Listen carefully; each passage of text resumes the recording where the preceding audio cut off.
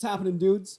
It's another episode of the Jaking Off Show. We're running solo right now. Hey, because that's how it's going to be. It's just you and me for right now this episode. If you guys checked out last episode, I had the homie Adrian Corwin on. You guys should definitely check out that episode because that episode is more of what I want the podcast to be. However, I have been living in a new city for a couple of months, and I'm a very socially nervous person. So it's actually very difficult for me to simply ask another artist, another comic, another musician, and I've met a few. It's hard for me to ask them to be on because I'm asking them for their time. And, I'm a nervous wreck like all the time. I have a bad gut. I got the ulcerative colitis. I'm personally afraid of having to go leave and use the bathroom mid-podcast, which is a mistake. But, I'm learning to curb that and eat the right stuff and not eat microwave bullshit food since I've moved here. I haven't even bought a microwave yet, by the way, for that specific reason. Home cooking is good cooking if you know how to do it. Anyway, we're talking to you guys right here. We, the editorial, it's me and you.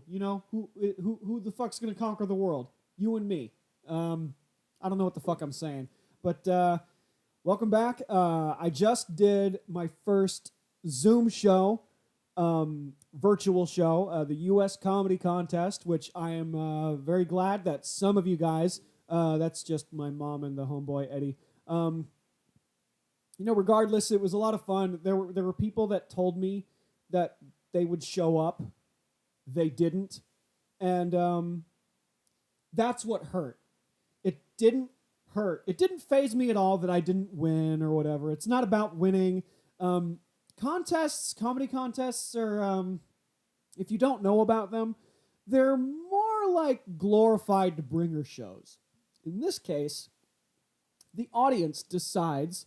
the audience votes on who moves on to the next round. That's how this contest works. Usually there's judges and stuff like that, but it went virtual this year because of the pandy and all that. And that's the way the cookie crumbles sometimes. I wasn't expecting to win. It's not really, like I said, it's not about that. It's just putting in the reps and having fun and getting to know other comics across the country. Big shout out to Dante and his wife Rebecca for handling the show and producing the show. Thank you guys for your time. I really appreciate that. And it was fun just hanging out with you guys for a little bit before the show. And here's what hurt though. I promoted the show heavily on my social media, and a handful of people responded back going, "Hey, yeah, I'm gonna be there," and they didn't show up. And that's that flaky LA bullshit that I grew up around. And that flaky LA bullshit, it's not here. It's not in Oklahoma. People here generally a little bit nicer. They don't take things personally. I'm trying not to take this personally because these are friends of mine that told me that they would show up, and they didn't. That hurts my feelings. It does. And, you move on from it, and that's it, and you just move on. Forget about it. It's just another show. You know what I mean? That's all it is. And virtual shows they're different. They're weird. But there was a reason why I didn't do them for so long. It was because you don't really get to read the crowd. Whoever the host of the show, if they're laughing too loudly, overpowering the audio, or if somebody's got a dog barking in the background, or if they got noisy kids, things of that nature. There are, interruptions, internet lag. The joke, I have to wait longer for a reaction because there's internet lag and things like that. And they're definitely different. I've said this before on different episodes, that virtual shows are not my thing, but I'm proud of those who are clinging onto the art form and they're able to do shows in some way.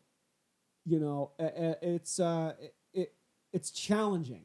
It's very challenging, but there are alternatives to, make some money, raise some money for an event or something like that. I've got the Patreon if you guys want to holler for $1 this holiday season, go to the link in the description of this episode and go to my Patreon and just give me $1. You know, just throw a buck in the digital tip jar, man. It helps me keep the podcast going. It helps me pay for distribution costs and, you know, the camera that I'm looking at that was $500 fucking dollars. And I invested a whole lot of my money to you know, the set design and all that stuff, and the Patreon. It just helps give a little bit back to me, you know. But you're gonna get bonus things like you know, bonus audio clips. I want to put some stand-up clips in there as well. That'll be exclusive to Patreon. I've said before that I had other ideas like the Monday morning meditations, the cartoon karaoke, and you know, the rants and the skits and all that. The meditations and the cartoon karaoke, that didn't quite work. That was an idea that I had. There's music issues because I wanna cover a song as like Goofy or Smeagol from Lord of the Rings or like Darth Vader or whatever voice I know how to do, and like just do a silly like cover song of something. But you know, there's copyright issues with that, and so I strove away from that. And in terms of meditation, what the fuck, like. When I meditate personally, it's, you know, I eliminate the internal noise and just focus on the breath. You don't need someone else telling you to breathe. You know, it's the only thing we only know how to do unconsciously is to breathe. And you don't need some fucking guy like me telling you that that it's going to be okay and that you need to breathe and focus on, you know, your chakras and all that stuff. You don't need me for that. You don't need nobody for that. You don't need classes for that. You don't need some white guy showing off his dick root to, you know, impress those white girls who want to be spiritually inclined, you know, fucking shoving healing crystals up their pussies or whatever. But, you know, meditation for me, it's personal. It's it helps me get through my week. It helps battle all the different channels that are going up in my brain up here. There's a lot going on. There's bad songs that get stuck in my head. There's doubt. There's you know, self-deprecation, and you know, my friends are flaking on me and they don't, you know, care about my journey and all that. And one thing that I didn't really promote, I didn't promote the show to other comics. You don't do that. I learned that from another professional that you don't do that. You just don't, because we're all in the same bowl here. We're all chasing the same thing. So I don't really ask my comic friends about the you know, about the virtual show and all that, because it's like, you know, they're not coming anyway. And plus, a lot of other comics, we're selfish narcissists. We're very selfish people. We cut each other off when we talk. You know, we're not good people. We're fucked up in the head. And you know, the artist is always like, oh, well, what's in it for me? What do I get out of it? It's like, I just want your support. That's it. But, you know, people are very selfish, and, you know, I come from a place where, you know, everybody wants to be a fucking star, and I'm done worrying about that. You know, this last show, I've promoted shows before. You know, some people show up, most people don't, even before the pandemic, and it was like, you know, people are just in it for their other motives. You know, nobody really wants to help each other out. It's a damn shame. I don't even think I want to come back to LA. You know, I don't even want to ask people or pressure people. You know, honestly, I shouldn't hold it against other people, because you're competing with everything else. We live in a world where we compete for everyone's attention. And so comics, content creators, whatever, are competing with, you know, we're competing with YouTubers, we're competing with TikTokers, we're competing with, you know, shows on Netflix and Hulu and things like that. People have better shit to do than watch me talk about not knowing my father. Who cares, right?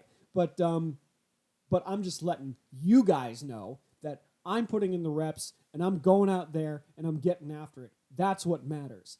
That's what matters to me, is that you're putting in reps for another show. Yeah, it was virtual. Yeah, it was weird, but it counts. You know, it counts, and I got to hang out with some people across the country. Now, this contest in particular reminded me of past performances, of course. Now, the guest, for those of you who didn't show up, you fuckers, I'm going to tell you about it. So, was 5 comics.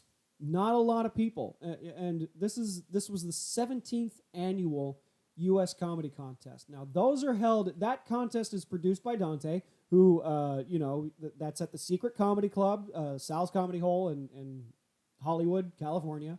It's usually held there. There's usually there's usually judges. There's usually, more people. People come out to shows and things of that nature. But this is different, And this show, not a big turnout.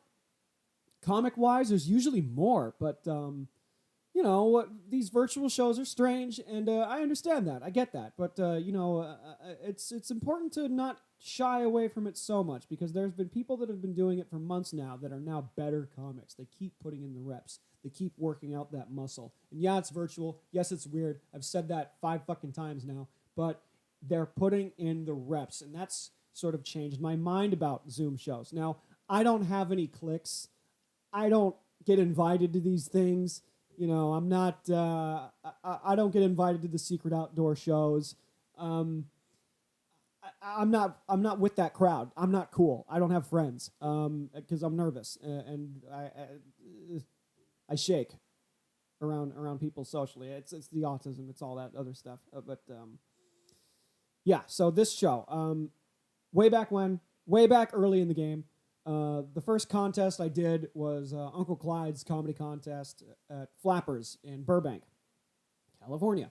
And every one of these shows, they have a guest performer to warm up the crowd, so to speak.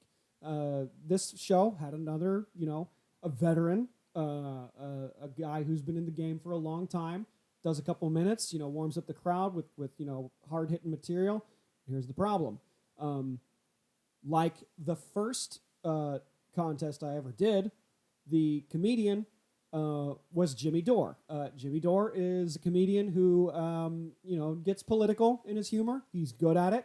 But following that, I had to follow Jimmy Dore at Uncle Clyde's comedy contest at Flappers. I had to follow Jimmy Dore, who was trashing Donald Trump, basically. And now that he's going to be out of office soon, comics like him, you got to write more stuff, man. Sorry, you got to write something else. What are you going to do? Make fun of Biden? I guess. But he was trashing Trump and all that, and I don't do the political angle in my act per se because it's divisive. I don't really like to do that unless you're really good at it. I did it once the day after the election, just to get it off of my head, just to get it out of my mind, just to get the stink off. In some ways the stink is not off yet, but that's difficult to do. Because crowds in LA, even though it's a very liberal crowd, they're very like, every late night talk show host has done the Trump jokes. We're tired of it. I was tired of it. But I laughed, because I wanted to be supportive and all that. But honestly, the Trump jokes, and I don't like him either. I don't like Trump as much as the next guy. But it's like hacky, man. Doing political humor, I guess he read the audience really well on a Zoom show because it's mostly like liberal folks in Los Angeles. And, I'm liberal for the most part, but it's like, this is hacky.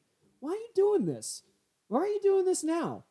Get it over. I guess he's getting it over with because you won't be able to do that material again. And it's like topical, I guess.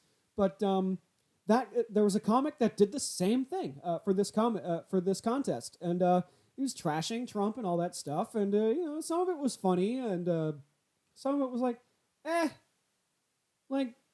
stop. Why are we doing this? Why? I know it's a hot button issue. And, Dante's liberal. Rebecca's liberal. Most entertainers are in the liberal field.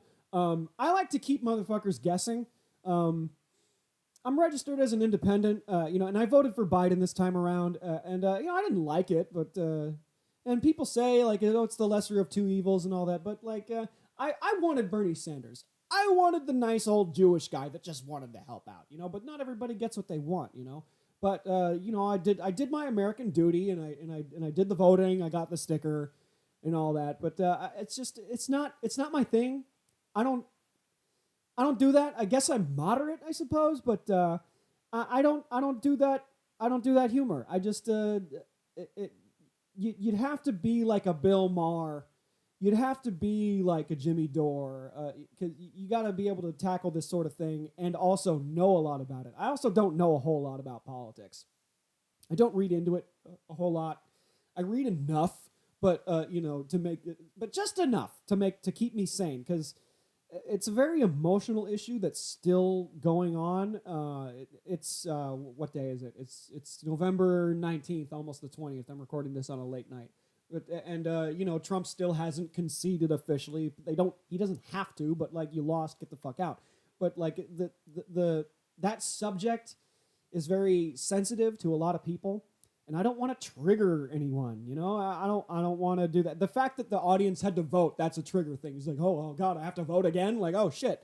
And all the other comics, they performed very well. I thought everybody did a great job. And the person that won was the person that brought the most friends, and that's what happens. And in some, but not always. Some cases, you bring your friends over and they don't vote for you because you sucked. That happens, But this time around, the comic who brought the most people, who has the most supportive group or whatever, I did a Facebook invite. I invited people personally. I contacted people personally. There were people that contacted me and went, oh, yeah, I'm down. I'll go.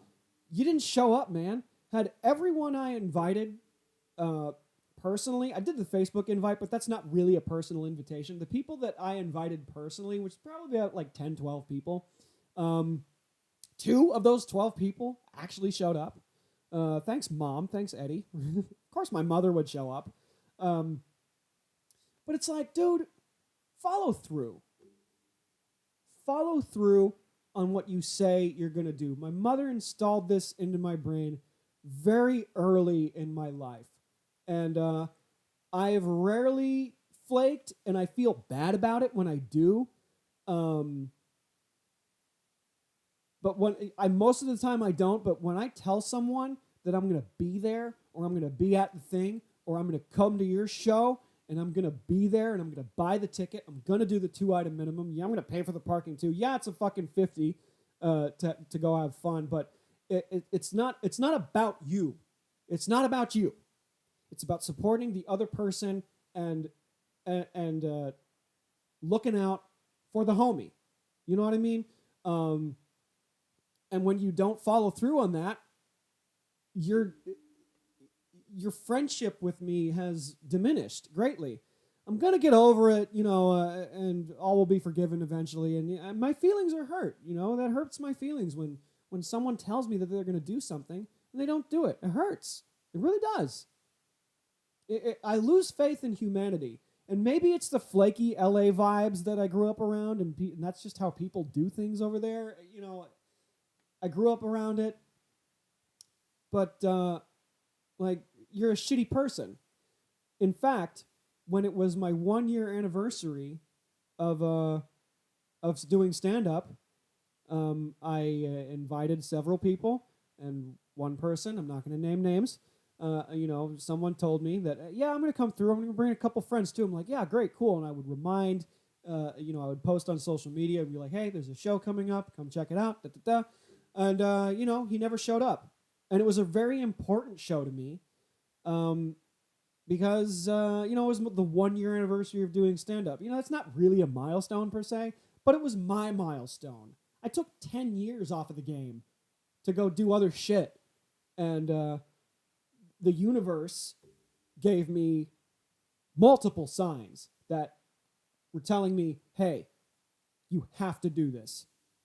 My mentors that I bumped into later in life, after not doing stand-up from like 17 to 28, I bumped into people that said, hey, look, you're a funny dude. You should do stand-up. I'm like, yeah, I got problem. I got diagnosed with colitis. I was going to the bathroom all the time. I wasn't really keen on going out, really, just because I don't feel good. I was sick, and all that.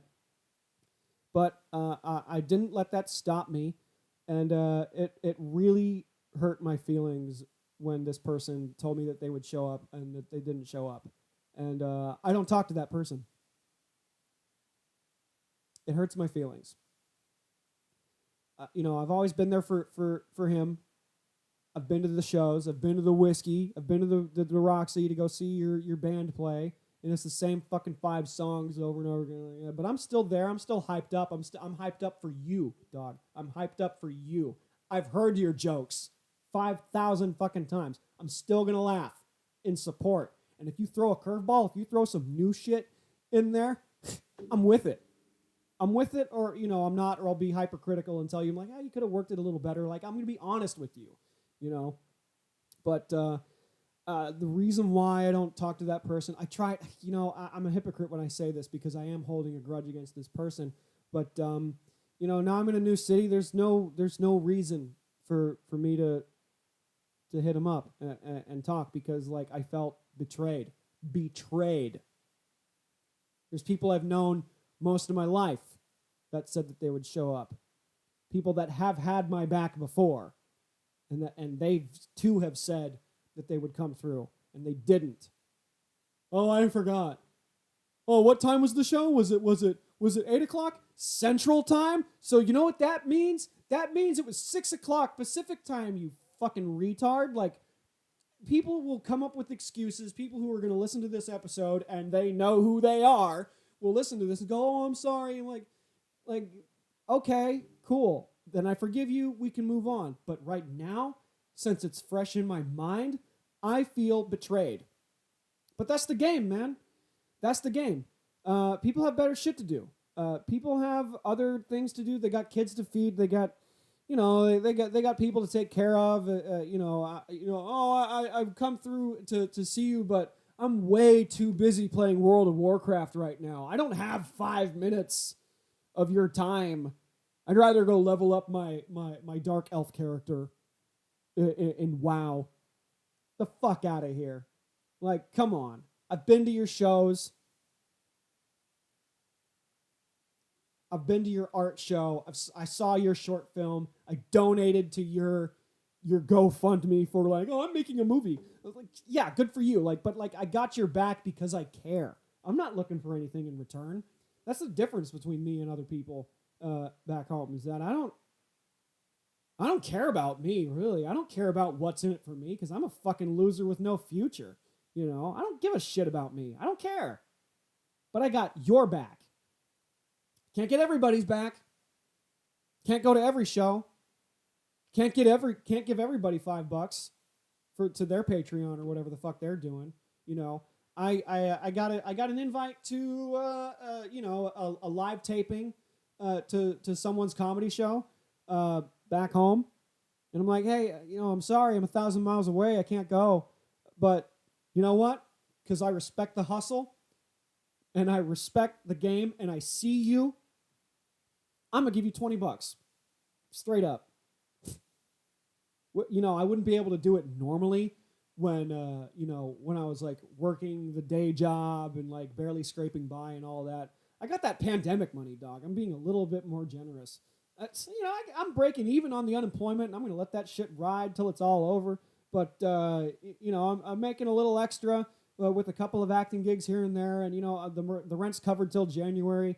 I got another couple of G's in the savings account. I could go till June, but I got to start looking for a job soon, and I'm getting a little too cavalier with my spending. But, hey, steel sharpens steel, and I respect the game.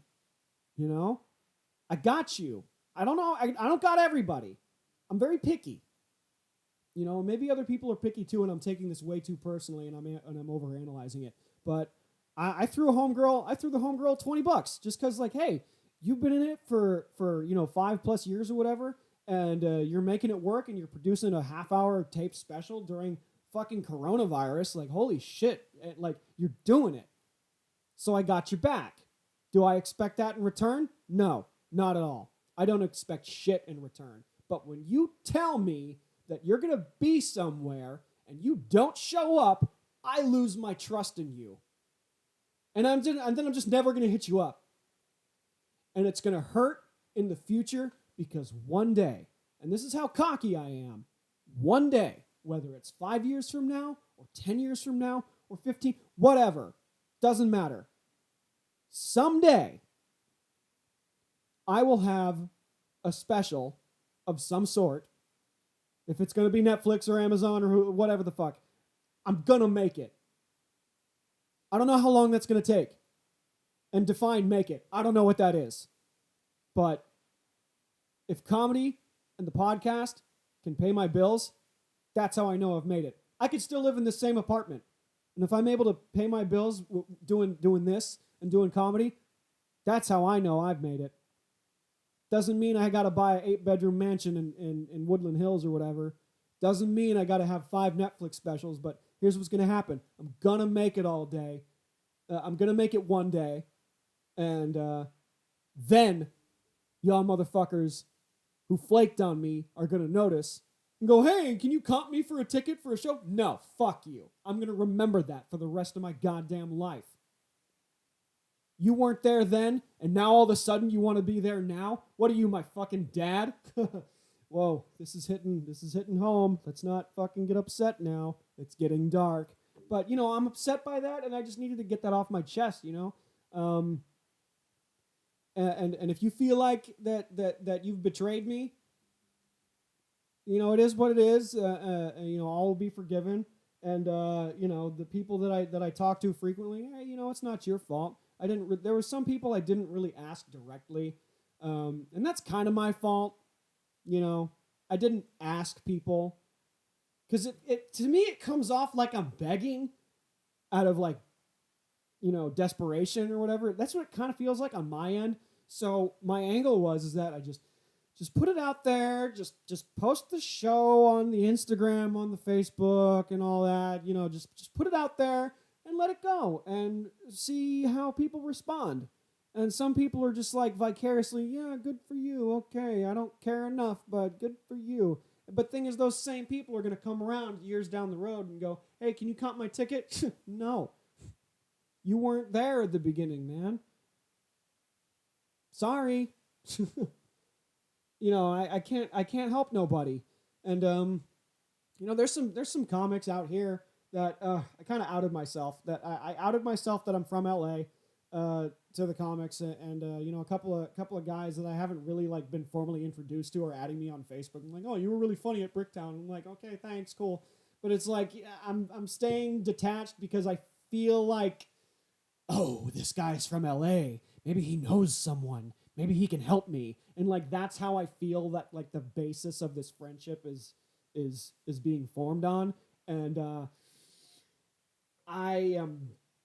it's difficult for me to gain the trust. Let's just keep it organic and just be my friend first. How about that? I can't help you. I know people that are veterans of the game and that have been in it for a long time. And I'm not asking them for help, and they can't help me either. Netflix ain't running around signing checks to do the Jimmy and Joey show at the Sportsman's Lodge. Nobody's doing that. People that I've known that have been successful in the business are still trying to get some kind of deal going, and they're struggling. I'm not asking for nobody's help. I'm not trying to fucking contact Joe Rogan and be like, hey, Joe Rogan.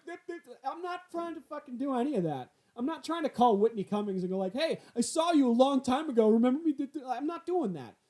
Nobody's doing that. There's comics that I know and that I don't know. That help me in different ways. A lot of them inspire me just because they're doing their thing, and some of them I know, that they're trying to do their thing, and I'm not trying to get a handout or whatever. And I get the feeling that some people want to be my friend because they're trying to look for some kind of fucking handout in the future. I talked to Adrian, and he's got some ins or whatever, but that's not why I talked to Adrian. I talked to Adrian because he's a metalhead like me and he does comedy too. Those are my 2 favorite fucking things, man. And that's why I wanted to have him on, because I'm like, hey, we have some things in common. Let's just be friends. Let's keep it organic, There's other people that I know respect the art form. There's other comics. Some of you know who you are, some of you don't. There's other people that I want to have on the podcast. I'm just scared to ask you straight up, personally. I'm scared. Don't take it the wrong way. But I'm a very nervous person socially. I have a lot of trouble, honestly, maintaining relationships, probably because of the reasons that I've just been explaining. But I'm a lone wolf. I do things on my own. I don't feel like I need anybody's help. But I do. It's hard to admit, but I need help. I need help being motivated and all that stuff. But and it's a process. I'm going to do this until I fucking die, and we'll see what happens in the future. Anyway, thanks for listening. Thanks for watching. I really appreciate you guys, the patrons who have been donating consistently. I love you guys very much.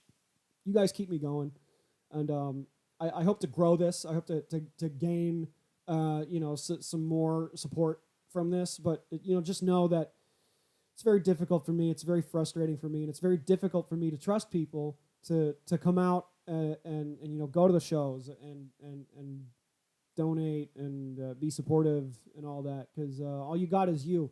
And unfortunately, a lot of other artists just want to match that, or what's in it for me or whatever.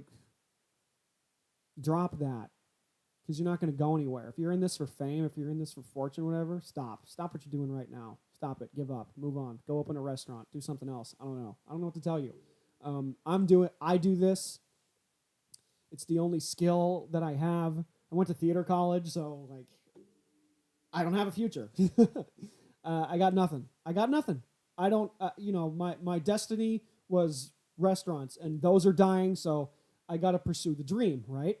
And I'm just going to do this until I can't do it anymore. That's why I left LA, because I couldn't do comedy.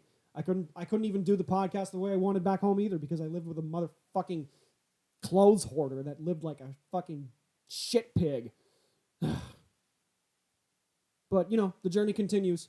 Thank you guys for watching. Thank you guys for listening. Again, let's do that Patreon plug one more time. Go to patreon.com/JakingOffShow and donate as little as $1 a month to help this podcast grow. And that's all I need from you. What's $1? It's nothing. That's $12 a year. That ain't nothing, but it's something. It's just a little bit, pennies. Shit. Come on, guys. Now I sound like I'm begging. Now I sound like I'm desperate. Let's stop that. Until next time, this has been the Jaking Off Show. Okay, thanks. Bye.